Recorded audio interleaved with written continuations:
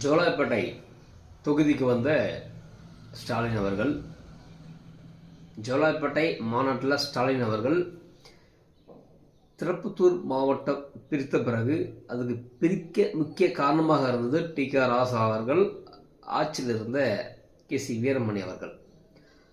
அப்போ இந்த திருப்பத்தூர் மாவட்டம் புதிதாக பிரிக்கப்பட்ட போது மக்கள் நன்றி உரையாக டி.க. ராசா அவர்களுக்கும் கே.சி. வீரமணிக்கும் வாக்களித்து வெற்றி பெற்றிருந்தால் நன்றாக இருந்திருக்கும். அதற்கு காரணம், திருப்பத்தூர் மாவட்டம் பிரித்த பிறகுதான் இங்கே கலெக்டர் ஆஃபீஸ் வந்தது, சப் கலெக்டர் ஆஃபீஸ் வந்தது,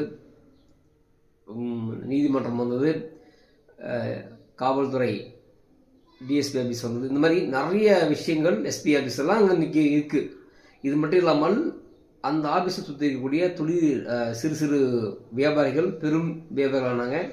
வியாபாரம் செய்கிறவர்கள் கடைகள் வைத்து வியாபாரிகள் மாறினாங்க. மண்வளம் பெருகியது.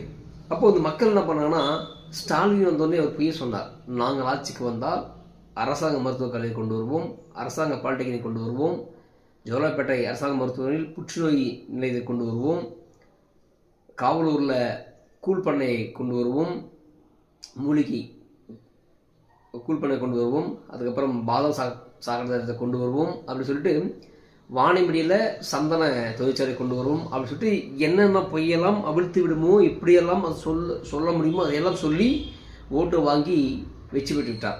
அன்றைக்கு போனவர் இன்றைக்கு வந்துகிறார். இதில் ஏதாவது இவருடைய சாதனை பட்டியலில் ஜோலார்பேட்டையில் ஒரே ஒன்று பற்றி பேசியிருப்பாரா? ஏன் தெரியுமா?